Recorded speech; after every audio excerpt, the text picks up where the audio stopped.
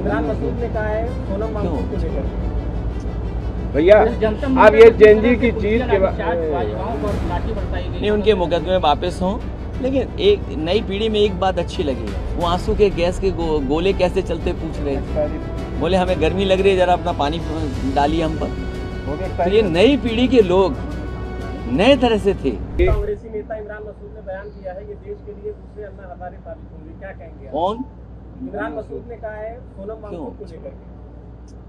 भैया आप ये जेएनजी की जीत के बाद नहीं, उनके मुकदमे वापस हों, लेकिन एक नई पीढ़ी में एक बात अच्छी लगी, वो आंसू के गैस के गोले कैसे चलते पूछ रहे थे, बोले हमें गर्मी लग रही है, जरा अपना पानी डालिए हम पर। तो ये नई पीढ़ी के लोग नए तरह से थे और वो झुके नहीं, एक लाठी से नहीं झुके, आंसू गैस के गोले से नहीं झुके। अगर गैस के गोले आए उन्होंने उठाया, उन्होंने वापस भेज दिया। लाठी खाए लेकिन मोबाइल नहीं अपने हाथ से छूटने दिया उन्होंने। अगले आपको लगता है कि भारत में नया बदलाव होने वाला है? पार्टी की तरफ से कोई नया चेहरा होगा? अभी चुनाव तो होने दो। अच्छा अखिलेश भैया, क्यों नया तुम ऐसी बातें करते हो, झगड़ा कराओगे तुम? आखिर में अखिलेश खड़े सर होके एक झगड़ा सवाल कराओगे। ये है कि जिस तरह से जेएनजी की जीत कर रहे हैं आप और सारी चीजें हुई, सभी युवा सर, नौजवानों उसमें मेरा की सवाल जीत। पहले सुन लीजिए। उसमें अभी ये आ रहा है बात कि इनके भरोसे सभी विपक्षी पार्टियों ने गर्म तावे पे अपनी अपनी रोटी सेकी, तो क्या तकलीफ है किसी को? तो उसका जवाब आप दे दीजिए। नहीं, रोटी नहीं सीखी है, हमने साथ दिया है और खुल करके साथ दिया है। अगर बच्चों के साथ अन्याय होगा तो हम उनके साथ खड़े हैं। अगर कोई शिक्षा और परीक्षा की बात होगी, नहीं शिक्षा और परीक्षा की, शिक्षा और परीक्षा की अगर बात होगी, क्वालिटी ऑफ एजुकेशन की बात होगी या शिक्षा में परिवर्तन की बात होगी, तो हम उनके साथ हैं, हर युवा के साथ हैं। देखिए, युवाओं से भी सीखने की जरूरत है, नई पीढ़ी से भी सीखने की जरूरत है, और जो लोग नहीं सीखते हैं उन्हें झुकना पड़ता है। आपने झुकते हुए देखा दुनिया की सबसे बड़ी पार्टी, और इसीलिए मैंने कहा जो कैमरा ये था यूं हो गया था। फिर एक ट्वीट आया, ट्वीट नहीं, रिकॉर्डिंग ऐसे होगी, तुम बात नहीं समझ पा रहे, तुम भी ओल्ड मैन हो। रील ऐसे नहीं बनती, रील ऐसे बनती है। ये नहीं, आज नहीं, ये पुराना आदमी है, पुराना मॉडल है, हटाइए इनको। हाँ ठीक बात है, ये ठीक कह रहे हैं। अरे तुम हमारे मित्र हो लेकिन पुराने हो गए हो।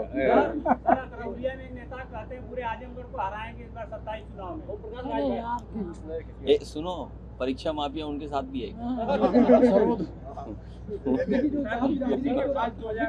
एनडीए के 2 विधायक हैं शिक्षा माफिया। क्या चीज? हम रोजगार और नौकरी की बात करेंगे, शिक्षा को बेहतर करने का काम करेंगे। इसी मैंने कहा कि सोचिए कब हम लोगों ने लैपटॉप बांटा था, कब बच्चों को इंटरनेट और लैपटॉप से जोड़ा था। जब टेक्नोलॉजी इतनी पेनिट्रेट नहीं की थी, तब पुलिस को फोन करने पर डायल 100 दिया, एम्बुलेंस दी, और टेक्नोलॉजी कैसे इस्तेमाल हो सकती है 1090 दिया। जनता की सेवा के लिए, जनता के सहयोग के लिए, मदद के लिए, और ग्रीवेंसेस का पोर्टल बनाया कि अगर किसी को शिकायत है तो पोर्टल पे जाकर अपनी शिकायत कर सकते हैं। तो आज तो टेक्नोलॉजी सस्ती हो गई है और टेक्नोलॉजी से फेमिलियर हो गए लोग सब, और आसान हो गई हैं। तो आज अगर हम टेक्नोलॉजी इस्तेमाल करेंगे, बहुत सारी सर्विसेज मोबाइल पे आ सकती हैं। हर विभाग के ऐप के सर्विसेज, गवर्नमेंट की ऐप आई जाएगी और आ ही रही हैं। तो जो अभी जो एनडीए को लेकर कार्रवाई की गई और जो परीक्षाओं की शुद्धता के लिए काम केंद्र सरकार ने किया, उससे समाजवादी पार्टी अभी क्या उसमें और ऐड करना चाहती है कुछ और? अभी तो इन्होंने जाने कितना बिगाड़ा होगा, उसको सुधारने के लिए न जाने कितना समय लगेगा। इंस्टाग्राम पे बड़ी वीडियो वायरल होती है, इथेनॉल की वजह से बहुत सारी युवाओं की बाइक खराब हो जा रही है। ये सबसे पहले समाजवादियों ने सवाल खड़ा किया था कि अगर एथेनॉल इंजन के लिए बेटर है, टेक्नोलॉजी में अगर एथेनॉल इस्तेमाल हो रहा है, तो कंपनी कहे ना, जो मोटरसाइकिल है, ऑटोमोबाइल कंपनियां क्यों नहीं कह रही हैं? ऑटोमोबाइल कंपनियां प्रचार करें कि E20 के साथ हमारा इतना अच्छा माइलेज होगा या मेंटेनेंस 0 होगा। वो ऑटोमोबाइल कंपनियां क्यों नहीं करें? क्योंकि सरकार दबाव बना रही है, सरकार दबाव बना करके पेट्रोल पंप पे बिकवा रही है।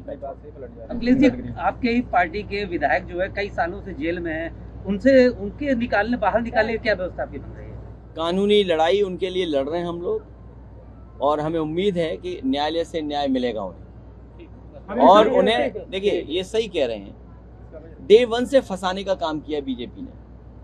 समाजवादी पार्टी एक नहीं, न जाने कितने लोग हैं जिन पे मुकदमे लगे हैं या फंसाया उनको।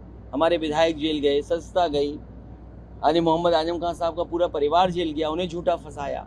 आज यूनिवर्सिटी को तोड़ने, जियो है उसके बाद यूनिवर्सिटी तोड़ना चाहते हैं, वहां पर ये खुश करना चाहते हैं, क्योंकि आपकी मुख्यमंत्री ऐसे हैं कि जब अन्याय होगा किसी के साथ वो खुश होते हैं। तो ऐसे मुख्यमंत्री चाहिए क्या किसी को, कि जिस पे अन्याय हो वो खुश होते हैं, अन्याय हो गया चलो अच्छा, किसी का सर टूट गया अरे बहुत अच्छा हुआ, ऐसे मुख्यमंत्री सोचो। Fake encounter. दुनिया की सबसे बड़ी पार्टी के पास लगभग नेटवर्क 12,000 करोड़ है, उससे आप लोग कैसे संघर्ष करेंगे 2027 में? हमारे जेएनजी लोगों ने चैट जीपीटी से और ब्लैंकेट से उनकी हवा उड़ा दी। पैसा कुछ नहीं होता।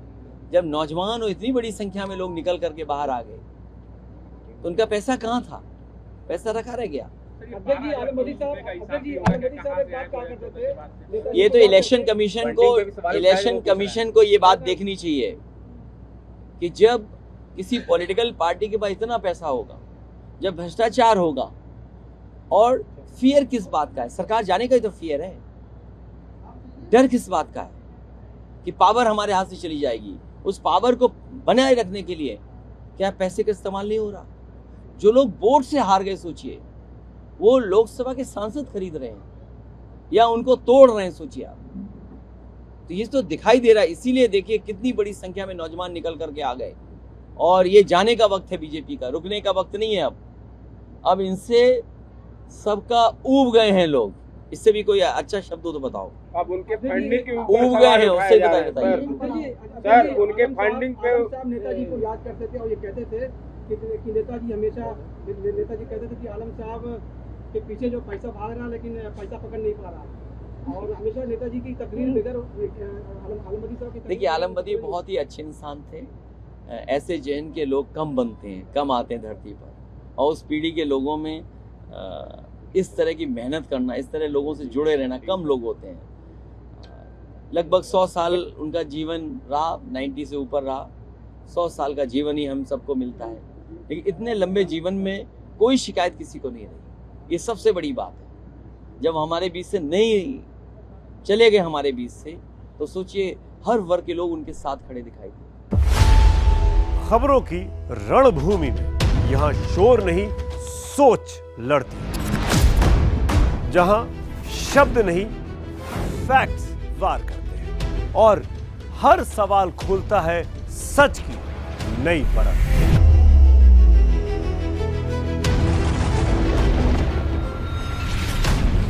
चक्रव्यूह आपके अपने सुमित अवस्थी के साथ सोमवार से शुक्रवार शाम 6:57 पर टाइम्स नाउ नव भारत पर।